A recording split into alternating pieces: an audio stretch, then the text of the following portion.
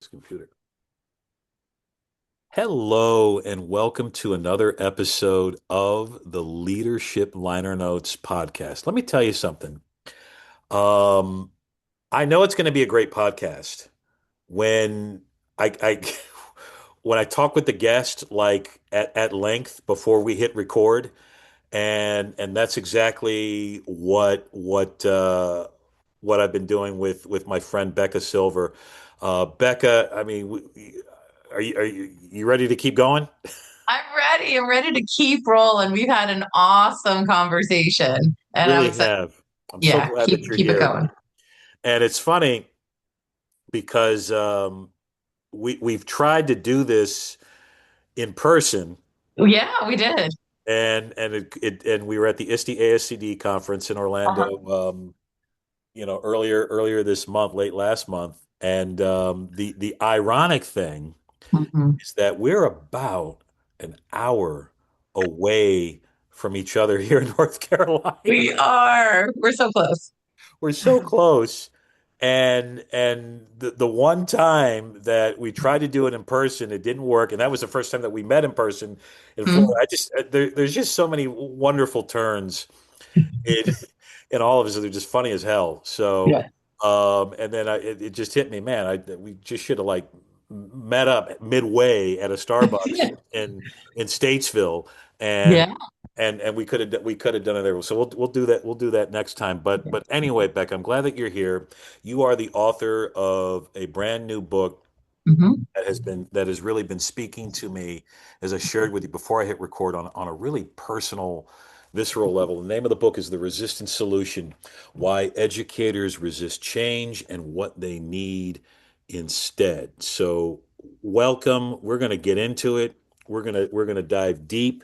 For those of you that are listening or watching, be ready to hit rewind. Okay, be ready to go back and go, oh my God, did Becca just say that? Holy moly. That's the same thing that I had when reading this book, Becca. Like, I would be like, did did did she just did she just name this? Did she just call it out? Oh my God, Yeah. where was this book when I was a principal, 16 years ago? Uh, So, yeah. first of all, what led you to this? Let's Oh go there. gosh. Let's give us the origin story. The origin story. Well, I'll tell you my history with resistance. I was a teacher that experienced resistance. I resisted change as a teacher because I didn't value the changes. And I was precocious enough and arrogant enough to be like, I was a brand new teacher and I was like, I'm just not going to do this. I was like a refusal.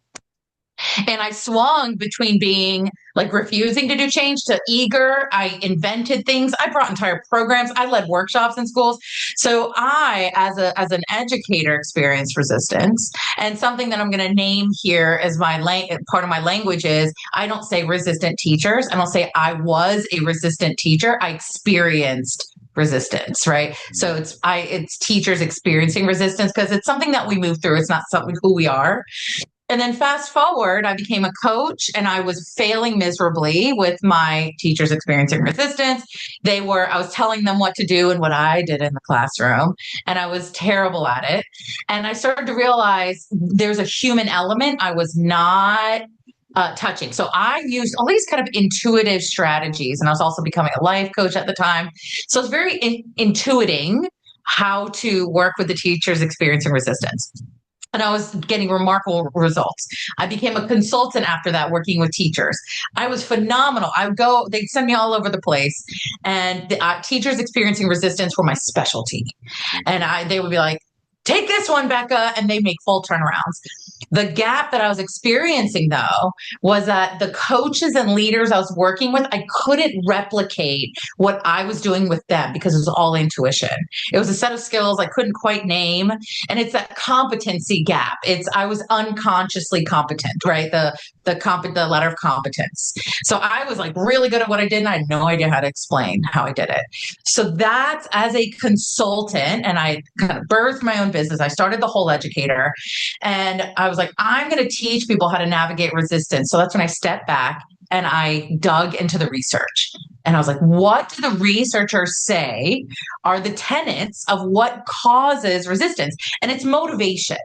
And these are motivations that people have different motivations. And I found there are five needs, five motivations that underlie resistance. Is some of them are unmet, right? And so that's how this book was birthed, when I dug into the research and I was like, oh, we can diagnose why someone's resisting change. Wow. Wow. That's a good kind of encapsulation of all of this. So, you know, resistance is, is painful. Um, Yeah. there's personal pain that one can experience. Present company here, and Yeah, yeah, plus yeah, for sure. we've been through that. Hmm. So, you know, why is it so hard? And I mentioned, as a leader, the way I dealt with resistance, was I would appease. Hmm. I would do kind of this giving tree style leadership that my friend was telling me about, talked about, like, okay, all right, duty free lunch. Okay, let me figure that out. Okay, yeah. Oh, okay, I'll cover all the lunches, so you have duty free lunch. And you don't need to worry about it. And then I would think that move would be reciprocated Hmm. by a lack of resistance, Yeah, yeah, or at least openness to do this pivot, to do this change, and that wouldn't yeah, happen. So then I go yeah, back, well, what is it? Well, yeah. we don't get snacks. Okay, what kind of snacks you want? Little Debbie snack cakes, and we want the Nutter Butters too, or whatever. Okay, so I'd spend money and and lay out this whole thing and go door Mhm. to door, or whatever, and thinking, all right, I'm going to win. We're going to overcome the resistance, and because I did duty free lunch and I gave Mhm. snacks, this will happen. Yeah. So I sacrificed my nervous system. I ended up Yeah. in the emergency room twice. So why is it so difficult, especially Mhm. in education? There's so many things I want to say about this. So I want you to think about how we remove weeds, right? How do you actually make sure weeds stop growing in your garden? What do you do? Do you So I either pull or Yeah, I get Roundup. great. Right? We get it at the root. Yeah. The way we get rid of weeds is we get at the root. What's happening in schools is we are taking scissors and snipping at the leaves. Schools, we are operating on this our strategies are surface level. Resistance is not happening on a surface level. It is happening at the root level. Motivations are a root cause, a human root cause. So here we are being motivated. The resistance is being motivated by these motivations, these beliefs that are deep. And we have strategies that are not deep. They're surface level.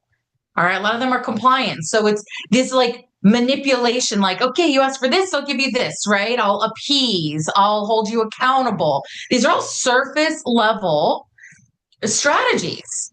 And of course they're not. We're getting our scissors out and cutting the weeds and being upset when they grow back because we are not addressing the root cause. That's why.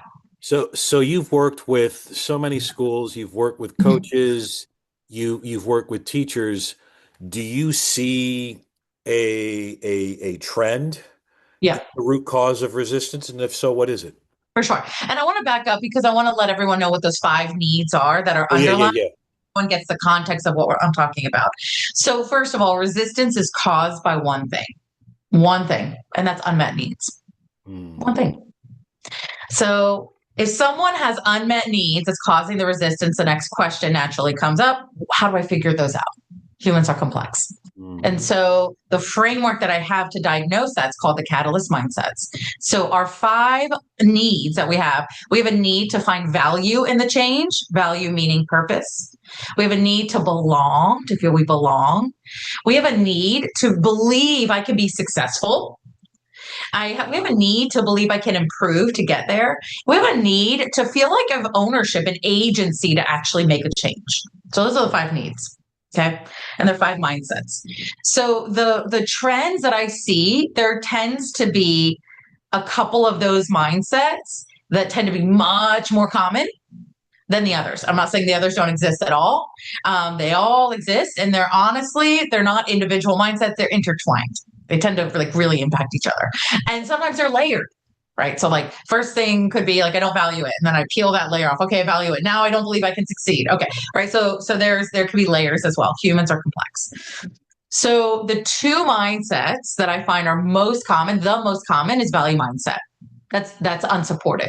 Hmm. Value people most often don't value the change. And they're not going to tell you that, right? They're not going to be like, I don't value the change, right? So people have all sorts of strategies to avoid changing. But underneath that is they actually don't value the change. One of those distraction strategies, again, they don't know that they're distracting. They just, for them, that's the thing that comes up. It's a protective mechanism. You and I were talking before we were recording time. Yes. Often, when people complain, I don't have enough time. I don't have enough time in my lesson. I don't have enough time to plan, right? Often, what's underneath that time, 99% of the time is not the problem. What's underneath that is they don't value that change. They don't want to make the time. And again, they don't really realize they're not, usually people aren't self aware enough to know that, right? For them, they're just like, I don't have the time. That's not true. I don't want to make the time. Okay. So value mindset is one of the most common. And the reason why is because our schools have this invisible culture, the way we do school, have this invisible culture that we don't realize. And that's the compliance culture, right? So I want you to think about the nature of change in school. Usually change happens either it's a leadership level, right? So superintendent or chief academic officer or principal makes a change, right? And then I want you to skip down to the teacher. What kinds of teachers are we hiring at our schools? We're hiring critical thinkers. We're Yeah. hiring people that know how to differentiate for children, how to adapt and pivot when things aren't going well. And so what's happening in schools is we're hiring critical thinkers and asking them to comply with changes they didn't choose. Mm. And one of the biggest gaps in effect that keeps leaders ineffective in impacting value mindset, helping teachers value the change that they didn't choose, there's a couple things. One is our shoulds. All right. So I have it like they should care more. They should just come and do their job. They Yeah. should be, we're not saying this, they should be more like I was as a teacher. Right. Right. I've been there. Right. Yeah. Right. And so I like to say we're shoulding on them. Yep. We should on people. And we should all over the place and we make a really big mess. Right. Sometimes we should on ourselves. Guilty. Right. I should on myself last week. And so we do this, right? We should on people. And it keeps us from being effective because we sit in our shoulds and essentially hope that they change. We do what I call train and hope, right? Yeah. And Yeah. what that kind of internal thing that keeps leaders ineffective is this projection. I wouldn't resist this. I see the value in this, right? Often that gap is leaders. We see the value in the change, project-based learning, makerspace. We went to the conference session, we went to the training. We're like, oh, I see the value. And then we bring that change to the teachers and they don't see the value. No. And then we sit over here in the gap. If anyone's watching the video, you can see me making gestures here. We're sitting over here where Right. I am. And I'm like, they should see the value. And the shoulds, because when I have a should, and I don't take action. I'm not saying I could support them in taking action. That's like, oh, if I could support them in seeing the value, I can make changes. But when I sit in my shoulds, my stinky shoulds over here, I don't take any action. So that's one of the biggest reasons why value mindset is the most unsupported in schools. Wow. The, as you're saying this, Becca, there there are so many memories and scenarios that are coming to mind from my own Uh-huh. practice as a leader, and I can only imagine from those that are tuning in are having the same thing, and a lot of it, I think a lot of the resistance is is due to what I would call a lack of vulnerability Mhm. on both sides. I mean, there is a demarcation line between administrator and teacher.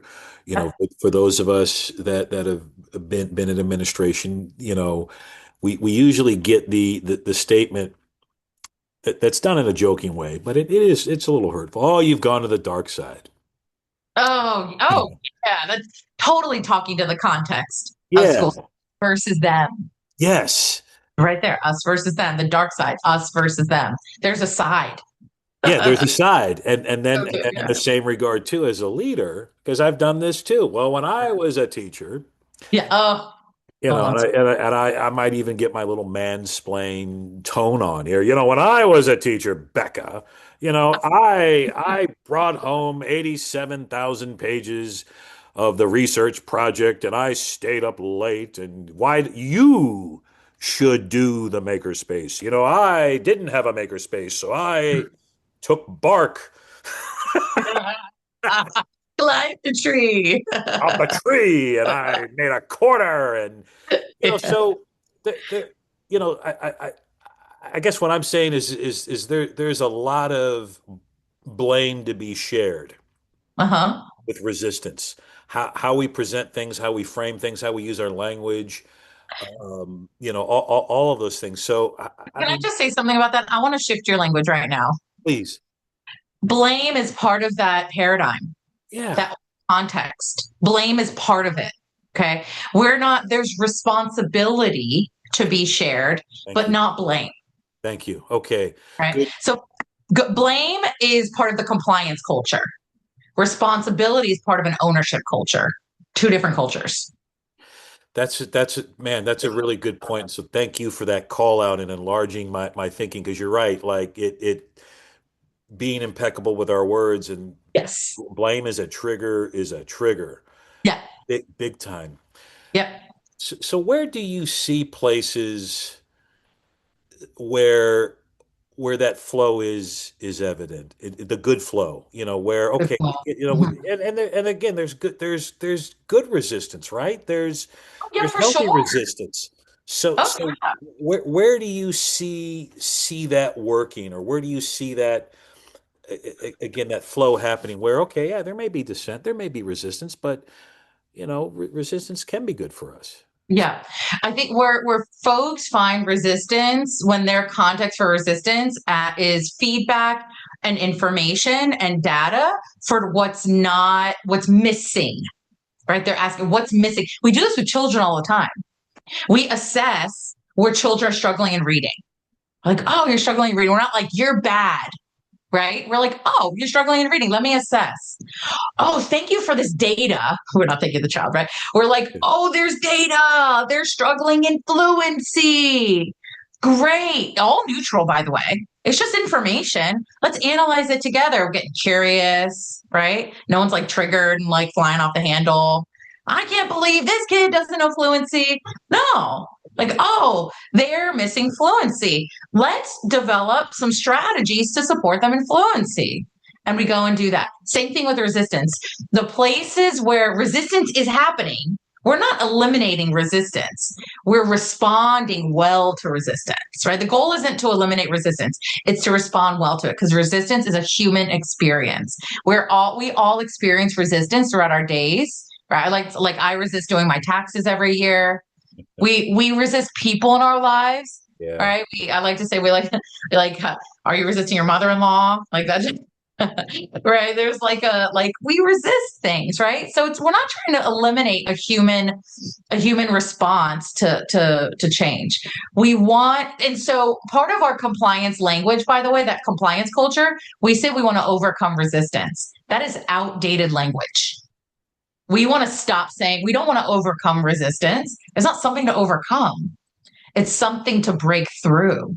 We're going through people's resistance with them, right? We're going through people's humanity and not around it. Hmm. When we're overcoming, think about the word. When we're overcoming resistance, we're going around their humanity. That resistance is going to come back.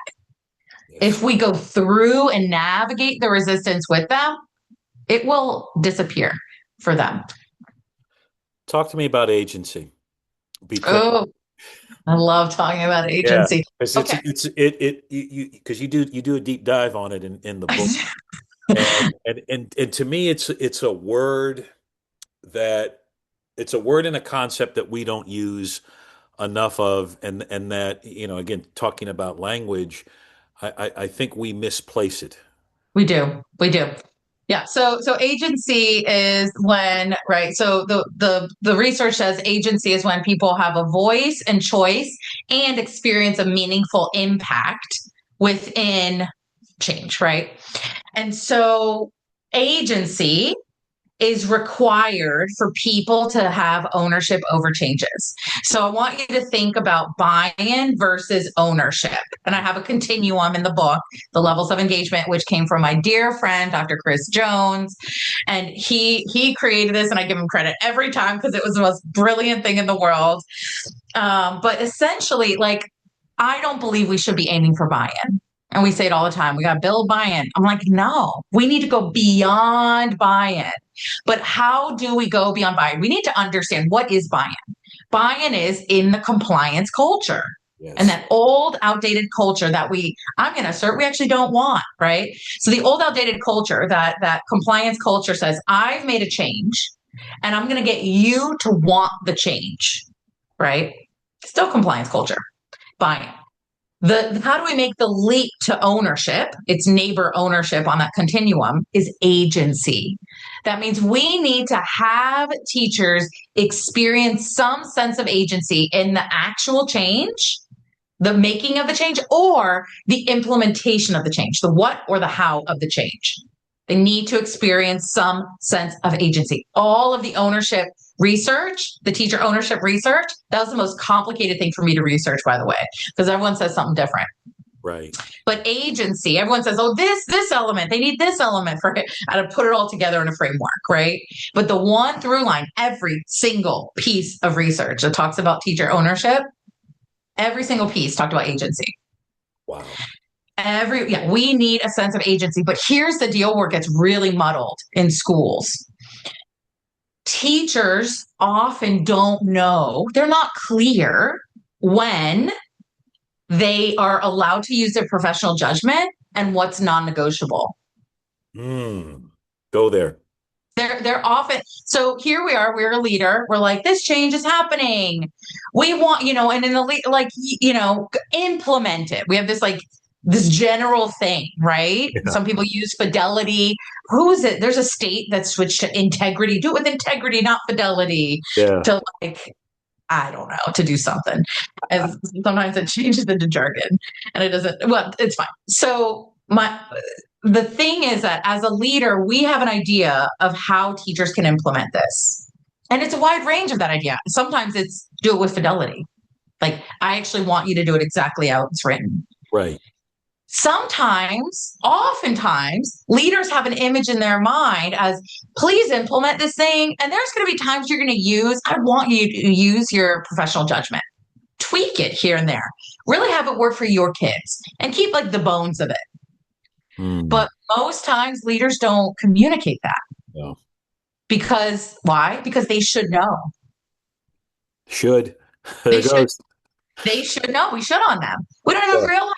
So here we are. I've had complaints. Oh gosh, I was working with a group last week and they said, what do you do with teachers when you give them a pacing guide and they get so stuck on the pacing guide, they can't actually pivot off of it and they can't see the bigger picture. And the teacher like, we have to spend 10 weeks because it says it on the pacing guide.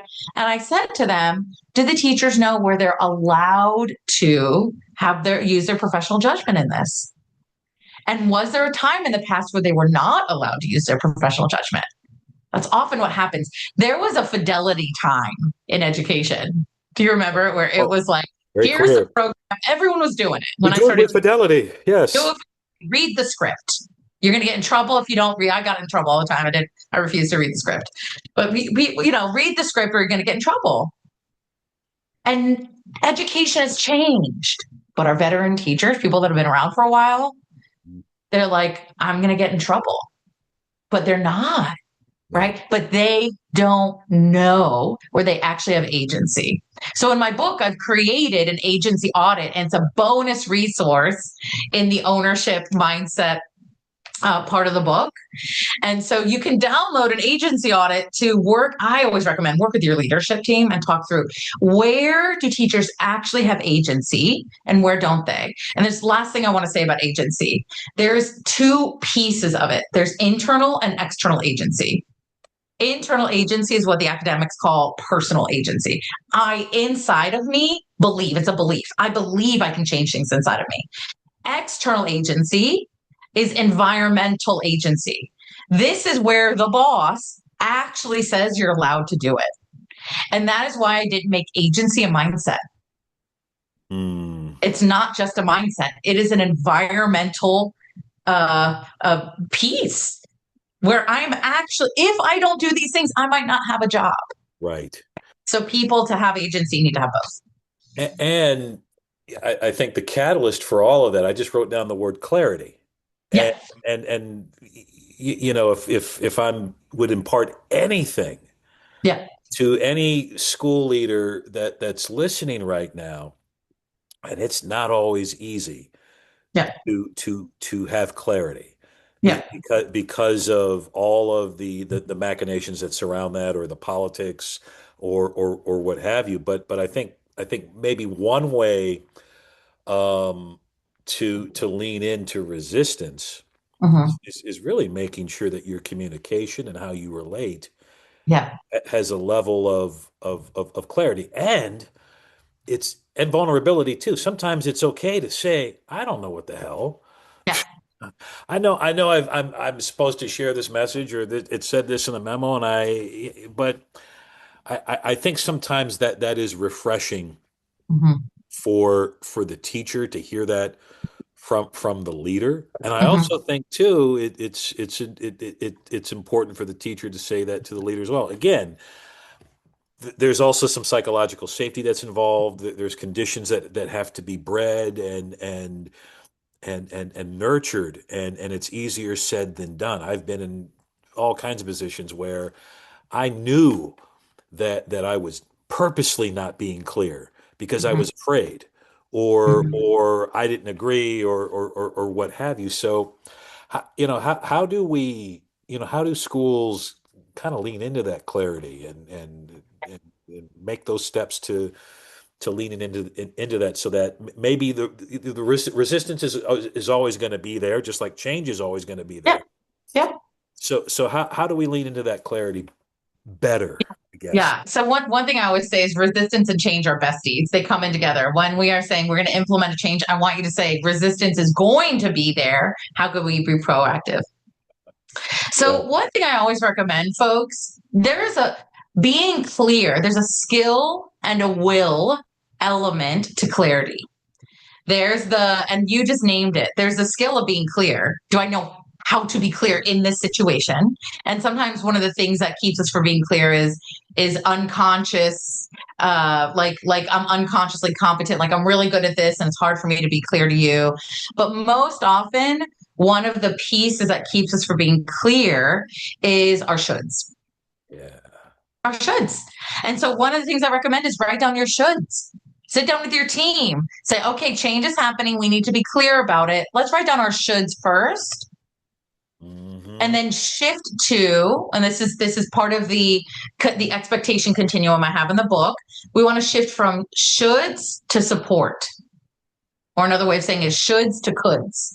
So how could we support them in this change? But the first thing we have to see is our shoulds. Well, they should know how to do this, right? Or whatever we're saying about the shoulds.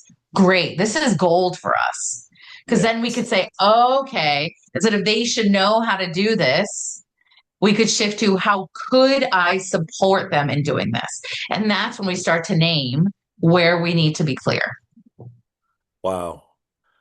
Again, and it's a mindfulness to the language and the communication that yeah, I often use the word or the phrase, how might we? Yeah. There's an intentionality that I think that leaders really need to be mindful of. It's almost like I talk about this with the Beatles. I'm a little bit of a fan. You may or may not know this, but like their early songs, like "She Loves You," "I Want to Hold Your Hand," "From Me to You," all of that. Paul McCartney said that was intentional. We wanted to connect with the fans. We wanted them to know that this is from me to you. Love me, do that we're trying to connect with the with our audience. And I think and again you've mentioned this before we hit record. You mentioned this in the course of our conversation. Connection. Yeah. And I Connection. want one of the things I say very often is connection is the shortest distance to coachability. Hmm. Connection is the shortest distance to coachability. It And really well, really is. yeah. And we don't realize that, right? And so we hide but behind our protective measures, like a shield, and we call it professionalism. I'm being professional. Wow. When in fact, we are actually just avoiding some kind of connection. Hmm. And here's the deal. I actually don't experience a lot of vulnerability in schools myself. And I'm meeting new people all the time. I'm sharing with I have to meet someone and with about 2 minutes, I have to assess what's going on and help them in some way, right? I don't experience a lot of vulnerability because I lean into connection. Yeah. Now that might feel vulnerable for some folks because we are putting down our shields, Yeah. right? We have to put down our shield to build a bridge, right? But when you connect human to human, Can't go wrong. you can't go wrong. Yeah. And it doesn't feel vulnerable anymore. No, and it creates safety, it creates warmth, it creates Yep. mattering. You Yep. know, it really does, connection. It sounds cliche, it sounds, but it's universal. It And is. it's universal. All of us have, from birth, onward, right? Yeah. I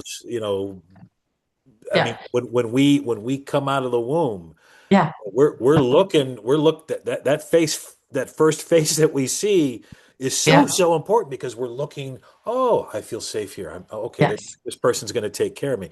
Very similar Yes. to the baggage guy, at Yeah. American Airlines that, I shared with you earlier, said, "Hey man, I hope you have a nice flight." And he Yeah. looked at me and and like he it wasn't a script or whatever. Like, he meant it. He was Yeah. talking to me, Sean, Yeah. and I Yeah. felt safe. And okay, I Yeah. feel a little bit better getting on this plane now. Yeah. Yeah. And Connection. one of the things I told you is that there were two things happening that caused connection to happen. One thing is he built a bridge, right? He was being warm and welcoming and kind to you. And the other piece that was happening was you were receptive to it. You were looking for that and open to hearing that, right? Now, here's the deal: what's happening in schools when resistance is there Yeah. is that we both are putting up our shields. We have leaders putting up their shields and teachers putting up their shields. And we're trying to have a conversation, we're trying to talk through our shields, and we're calling it being professional. And that's just not, if we put down our shields, we don't have to protect ourselves. But here's the deal: as a leader, we got to go first. Yeah. Yes. And the leaders that won't go first are sitting in their shoulds. That's right. it echoes, Becca, for me, one of the oft quoted scenes from the film Apollo 13, Failure is Not an Option. Yeah. And I've been in leadership workshops, and there's even a book, Failure is Not an Option. And to me, the older I get and the more that I look at that scene, yes, that's a very powerful line that the actor Ed Harris is sharing. But to me, as I tell folks, the most important move in that scene is after he says that and tells them this is what we need to do, this is why we need to do it, this is and he personalizes it like, we've not lost a man in space. It's not going to happen on my watch. So after he does all of that, and these kind of great bold leadership moves, right? There's just it, he's like telling you what the deal is. There is no dispute in his Mhm. clarity. Yeah. But to me, the most important move is after he tells that, he moves away from the board, the Mhm. chalkboard that he's writing all this on, and he sits with the guys, all these engineers, all these physicists, all these guys on the NASA crew. And he sits with them. Mhm. He's like, all right, what do we got to what are we going to do, boys? What are we going to do? And then Yeah. that's where Mhm. and he's connecting with them. Yeah. It's body language, it's the Mhm. movement. He's moved himself. He's crossed over the Rubicon line there. All right, I'm Yeah. with you. What are we gonna do? And then that's Yeah. when people, and once he does that, that's when people start sharing and bringing up ideas, crazy ideas, and this, that, and the other. Yeah. And there's that kid engineer who goes, "Hey, I think it's power." He goes, "Okay, I Yeah. don't know I don't know if it is or not, but go figure it out and come back." Yeah. Yeah. That's exactly it. Yeah. And I would say I would name this like within my book. I talk about this. One of the greatest things that gets in the way of ownership. He created ownership. Yes, yes, Ownership by walking away from the board and sitting down. One of the things in our schools that is default, it is already there. We don't have to try to have it be there, is our leader dependent culture. We think as a leader, we need to have all the answers and we need to tell people what to do. And he shifted from a leader dependent culture or leader dependent situation by physically walking and sitting down. It's no longer leader dependent. It is from me to we, right? yes. And that physical thing that he did and then said, what are we going to do, creates ownership. Now I'm going to give a concrete example of what this could look like. Yeah. Leader sets the goals, the SIP goals, right? Yeah, Because tell at me. the end of the day, leaders are listening, right? You're like, you have the 3,000-foot view of the school. Teachers often don't, right? And so you get like what's going on, what the data is saying, right? You set the goals, not a problem. And I've worked with some principals that have actually had the teachers help set the school goals too. But whether or not the teachers help, then I've seen leaders do this, and I love this. Put up chart paper around the room. One of the first things you do, and you say, these are the goals of the school. Let's go on sticky notes and brainstorm. What are different ways we could achieve these goals? Hmm. That is a simple way to start to cause ownership. Instead of what mostly happens in schools is leader sets the goals, then they set the plan, then they hold people accountable to the plan. It is a recipe for our old, outdated compliance culture, Yes. which I assert we don't actually want. No. It's exhausting for everyone. No. No. Nobody wants it. And again, that is a very concrete, solid example. It's a small win. Yeah. And the key, I think, to add to that is once you put those sticky notes up there, you got to Mm-hmm. make sure, leader, that you're listening, Mm-hmm. that you're open, but that you got to follow through. So if we all decide that, Becca on the third sip goal put up this really cool sticky note that Mm-hmm. everybody vibed off of, Mm-hmm. then you as the leader, again, somebody's got to start it, right? I love how you Yeah. said that, like the leader's got to go first. Okay, you got to follow through with that. Yeah. I think follow through is in some ways maybe an emollient. It's not as or a solution Mm-hmm. to dealing with resistance, because Mm-hmm. sometimes that resistance is, you know what? I've sat, I'm talking as a teacher, I've sat through all of this. Mm-hmm. I have 17,000 three-ring binders. I've looked at all the YouTube clips that have been seen. I've done all the icebreakers. I've done the trust falls. I've done all of it. I got the little smiley face sticker in my box from you. But you know what? At the end of the day, you got to follow through. Yep. You know, and if you follow through on things, I think that maybe lessens the resistance in some ways. So that's important for leaders to do that. Like that, again, great exercise you shared. I've done it, but I've also learned too the hard way. If I don't follow through on that stuff, Oh, because it'll come back to haunt you too. yeah. Um, you know what? You remember back in August when Becca had that great sticky note that she put under SIP Goal 3? Well, you didn't do anything with it. We didn't do anything with it. Right. Right. That's exactly it. And that breaks trust. That breaks trust when we lack integrity. That lacks integrity. Follow Yeah. through with what we say we're going to do when we don't honor our word. That lacks integrity. Integrity is not being a good person. It's doing what you said you would do. When we don't do that, and I don't care if you had good intentions. I don't care if 10 million fires came out. Good intentions does not overcome lack of integrity. They're two separate things. Good intentions, lack of integrity. Yes. And again, I go back to the example, of what I used to do. Well, Mhm. I had great intentions of going around with the snack cart, Yep. but nobody listened to me. Yeah. Okay, I gave everybody, a duty-free lunch for the rest of their lives. Yeah. And again, teachers appreciate that, I think, and Yeah. like it, Yeah. but it's that follow through. You It got, doesn't that doesn't create connection. no, So we it were does. talking about connection and it doesn't create follow yeah, jeans days, popcorn carts, none of that creates connection and none of that creates follow through. It's surface and it's pleasurable and it's enjoyable. That doesn't create culture and that doesn't build connection or relationships. One piece I want to share, one thing that drives me nuts as I've been diving into the world of resistance and looking at what other people say. People say things like you need to build trust and relationships and don't say how. And so I want to say this is one of the quickest ways. I want to give a concrete thing we can do to build connection and trust and relationships, all of them. This is one of the absolute quickest ways to do it. And that is have high quality listening. Yes. But what I mean by that is, I'm talking about active listening. I say we need to go beyond active listening. Okay. When we're actively listening, 99% of the time, that means I am not listening to your words. I'm not actively listening to your words. I'm listening to my thoughts about your words. Hmm.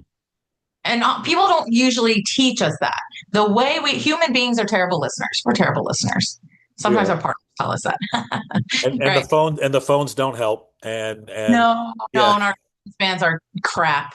Right. yeah, But when we are actually having high quality listening, we want to listen to the words people are saying that are coming out of their mouth and not our thoughts about their words. And when I mean thoughts, it's evaluations, assessments, judgments, interpretations, perceptions, right? We're thinking about what we're going to say next, yes, all right? And it has to do what we're listening for. Okay. So often we're listening for something specific. There's some common ones. So most of them are. Do you actually? Let me ask you. I'm going to do a little coaching with you right now. okay, Do bring you, it. when you were listening to teachers, especially teachers complain, what were you listening for? I probably I'm listening to see what's the fix. Yep. What's the How problem? how can I fix it? Yep. Get rid Really of great. it. Yeah, Yep. You were listening for what's the problem? How can I fix it? yeah. And so your responses were totally in line with that. Did you give them suggestions?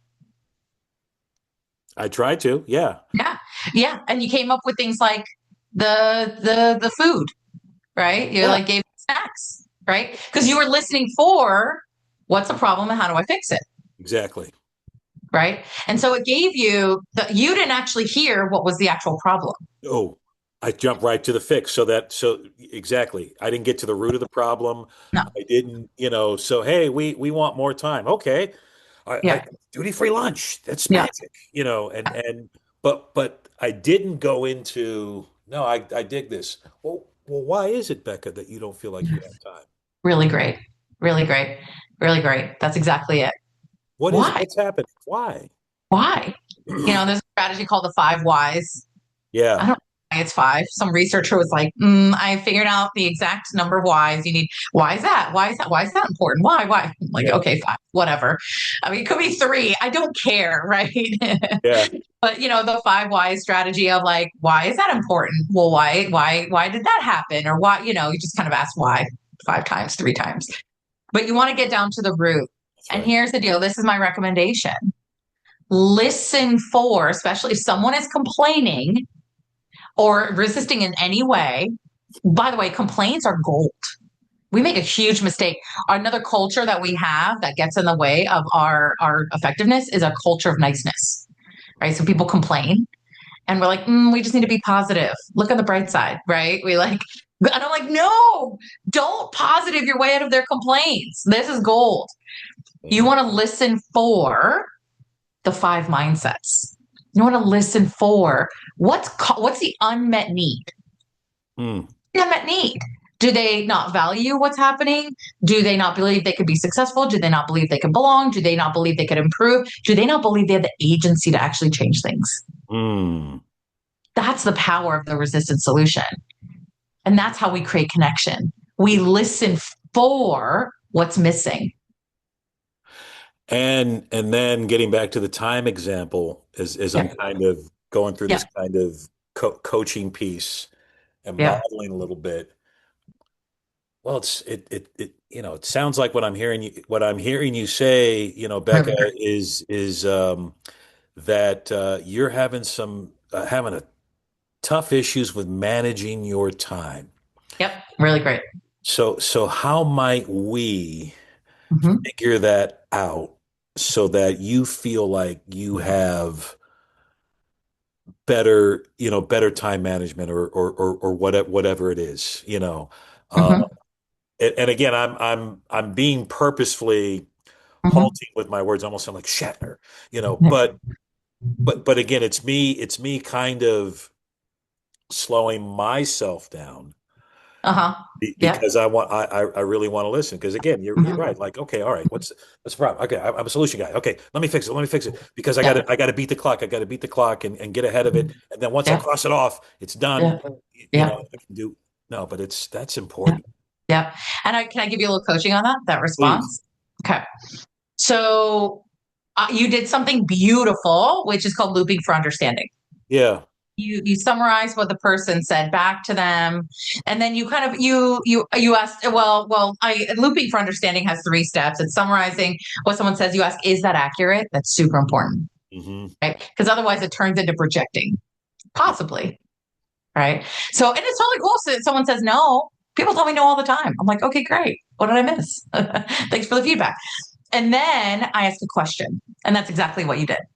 Okay, so that was awesome. Awesome. And you naturally did that, by the way. I wasn't like, this is a strategy. You Yeah. naturally were like, I need to check in about what's actually going on here when I'm listening for something. I need to start asking questions, right? Yes. My recommendation is you started asking about the time, right? And I think you started leaning into how do we Fix it. fix the time, Yeah. right? You're like right there. You're like, I'm Oh, listening for missing, and then you went to fix it. I want you to stay in that listening for and keep asking. It sounds like you're really struggling with like finding the time. hmm. Why is that? Right. And I'm going to say, da, da, da, you're great. What sounds like is important to you is da, da, da. Is that accurate? Like, yeah. Okay, great. One of the strategies with building value mindset is we can build the skill of communicating what's important to them Hmm. with what's important to us. Ooh. That's the magic. It's called Ooh. mutual purpose. But Yeah. the only way we can do that is if we listen to the words they're saying. The only way we can do that.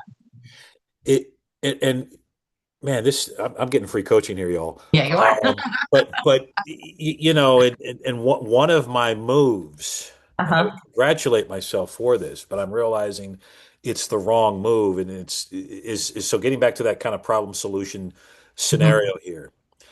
I would try to find connection or build Hmm. connection rather by Hmm. sharing some anecdote or story from 1996. Well, Becca, I totally get it. When I first started teaching, and then Yep. we go on this kind of roundabout story Yep. about how I dealt with time management.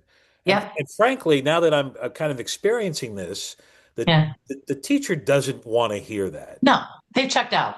They've checked out. They don't want to hear because I'm guilty of that. I am guilty of again. I appreciate storytelling. I'm not dismissing storytelling, and I'm a writer and I'm an author, and I love to tell stories. But I also have to kind of pick my Yeah. spots better. Yep. Yep. And I think We're- this goes for any leader, Yeah. whether if it's not storytelling, whatever that spot is that you think you just got to be, you got to read the room and read the person with whom you're trying to build that connection with. Because That's exactly.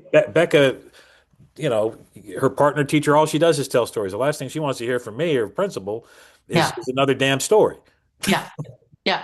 Yeah. It's responding with a relatable story. People don't when people are upset, Yeah. right, or they're complaining, they do not want to hear your relatable story. They're not caring about what happened to you.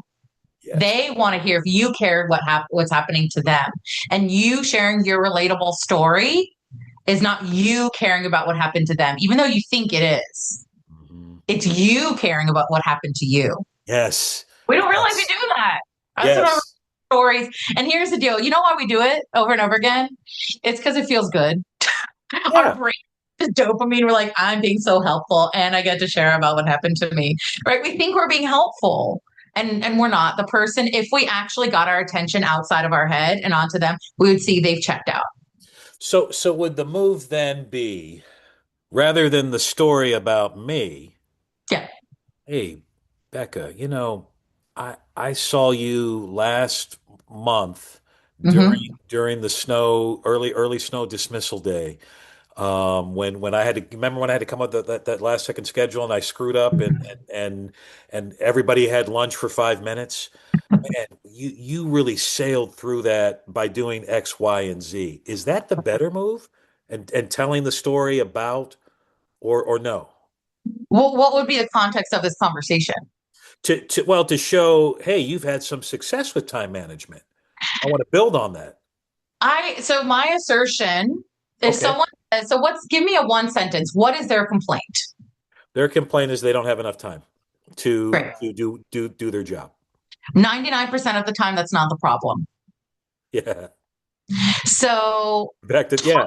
about time and the story about when they were successful at time and da da da, that's not. Yeah. Time is a pretty unique, has its own kind of world around teachers have figured out.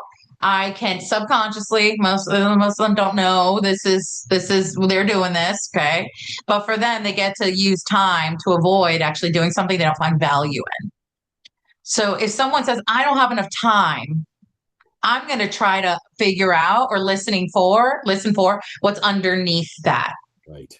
Okay. We're Because it's rooted not in. that they don't have enough time, it's that they don't find value in the time most of the time. Sometimes they don't have enough time because they don't believe they can be successful. Yeah. Right. So that's the I would get off the time as quickly as possible by asking, why don't you feel like you have enough time? Right. And listening for what's important to them. Where are they wanting to spend their time? Oh, it sounds like doing a read aloud with your kids really is really important to you. I get that you really value your kids learning, and you see that's like a really valuable time for you to connect with your kids. I got that. Mm. And one of the things I like to say, I got it or I got that. I got it. I got it. Yeah. And I also like to say, and people resist this, I like to say, oh, that makes sense. Because here's the deal. I may not agree with their reasoning, but here's the deal. It makes sense to them. Yes. So we can understand what people are saying, even if we don't agree. Yes. That's and that's a move with any kind of de-escalation, any kind Yep. of contentious. Yep. Absolutely, because sometimes that's all people want to know at that moment is, Yep. oh, you get it. Yep. You get That's it. exactly. You And see me. That's exactly it. And so I want to talk about neurologically what's happening, right? So we have our brain, we have our prefrontal cortex, our amygdala. Our prefrontal cortex is our problem solving, critical thinking, professionalism, all that lives here, smart part of our brain. Our amygdala is our stress response, our protective response, right? I like to say this is where shield, we put up the shield or we get our spikes. This is where silence or violence comes in, right? So when we are feeling threatened, we're complaining in any way, we've essentially flipped our lid. We're now operating under amygdala. Our amygdala hates logic, and does not want to solve the problem. Our amygdala wants to feel safe. That's all it wants. Well, amygdala wants to help us survive. So how do we help people get the smart part of their brain back? Is we help them feel safe. Hmm. Your relatable story does not help them feel safe.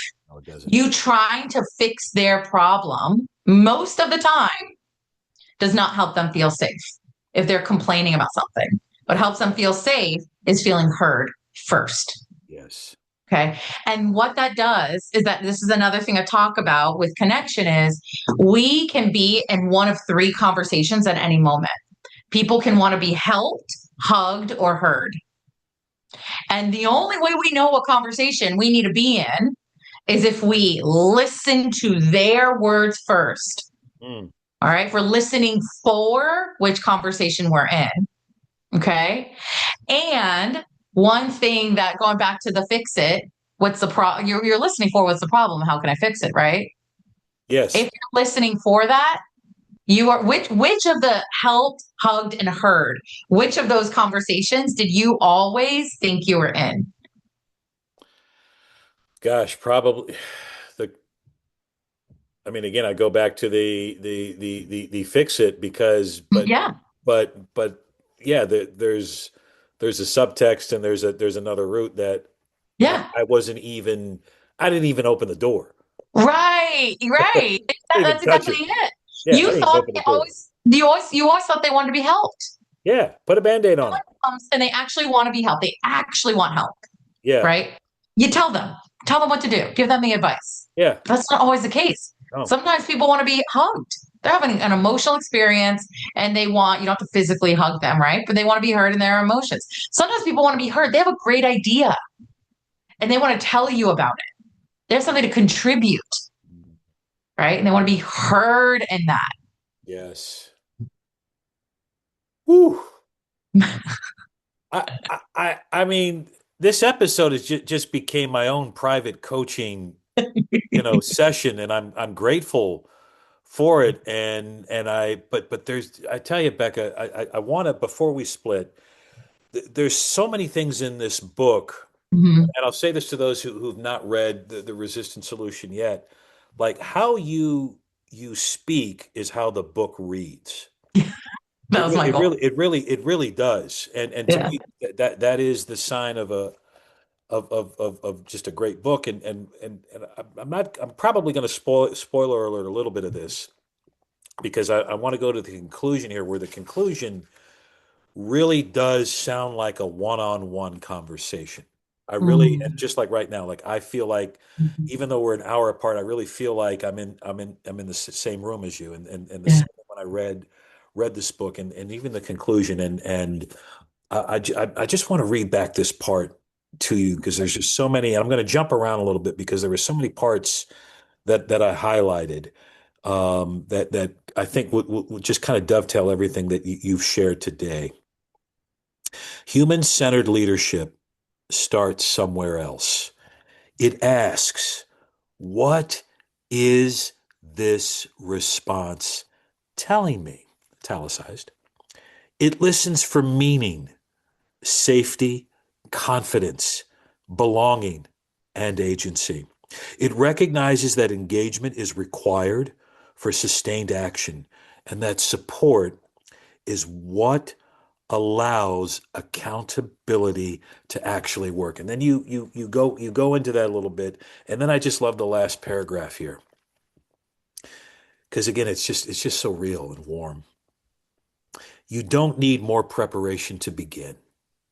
You don't need the perfect plan or the perfectly worded response. This starts the next time resistance shows up, which it will, probably sooner than you expect. In that moment, what you choose to do next matters more than anything you've read up to this point. And it's worth saying out loud. Choosing not to respond differently is still a choice. And then you go on, but I just thought those parts of the conclusion just really leapt up to me. And your book is just is raw, is real, but it's also warm. And I'm very just grateful for our time together and grateful for your book. Yeah. Thank you. Thank you. Thank you for loving my baby and getting it. And thank you for I really want to acknowledge you right now. The first time we met in person at ASCD, you hugged me. You said, "It's so great to see you." And you hugged me. And that like you love people and it is evident. It's evident that you love people and that you also love growing and that all the years you've been in education, right? You're not sitting on, I know what I'm doing. You're constantly growing. So I really want to acknowledge you for loving people and loving growth. Oh, thank you so much. I really appreciate that. Wow. I'm very touched and Yeah. grateful. And if folks want to get again, I got your number. I got a direct line to you. You know, we're an Yeah. hour apart. What are the best ways, Bella, for folks to connect with you and Yeah. to work with you? Yeah. So people, if you want, you can reach out to the whole educator info at thewholeeducator.com. I'm right there. My website, if you want to check out kind of the programs that I lead an academy, I do keynote speaking, and I do professional developments as well about like leading this exact work. I also created a new structure where I am leading a book study facilitator training. All that, yeah. And so I think it's one of the best deals of all time. Well, I train the trainer, folks. If someone from your leadership team wants to be trained by me to lead the book study, you have now invested in someone you always have a resource and that you can train each other. So that is something as well. It's all in thewholeeducator.com under programs. Just click on that and you'll see everything. And let's see, I have my own podcast called Coaching the Whole Educator. And if folks want to log on and listen to me talk about resistance as well, I'm on LinkedIn. I love to chat with people on LinkedIn as well as Instagram at The Whole Educator and Facebook as well, The Whole Educator Community. Mm. I will definitely share all those links in the show notes. And I one, we're just getting started. Okay. Yeah, we are. We're just getting started, y'all. North Carolina, look out. We're coming for you. First of all, but the book is The Resistance Solution: Why Educators Resist Change and What They Need Instead by Becca Silver. Uh, just pick it up. It is an easy read, but it's the kind of read where you go back and you just go, "Oh my God, did she Mhm, just say that?" And there's great graphics and she really unpacked. Becca, you do a great job of unpacking next mhm, steps and getting, kind of getting to the root of everything here. So mhm, mhm. uh, really grateful for you, and you have an open invitation to come back anytime. And maybe the next podcast that we do, we'll do it in person. We'll figure out Yeah. the midpoint. And like I need an excuse to go to Charlotte, so that's easy for me with family down there. So Yeah. um, grateful for you. Yeah. Thank you. Friends, this is the Leadership Liner Notes podcast. As I sign off, don't forget to share with the world your dreams, your ideas, and your visions because the world needs them and you help make the world a better place, just like my friend and thought partner and bandmate, Becca Silver. This is Sean Gaylord. Thanks again for tuning in.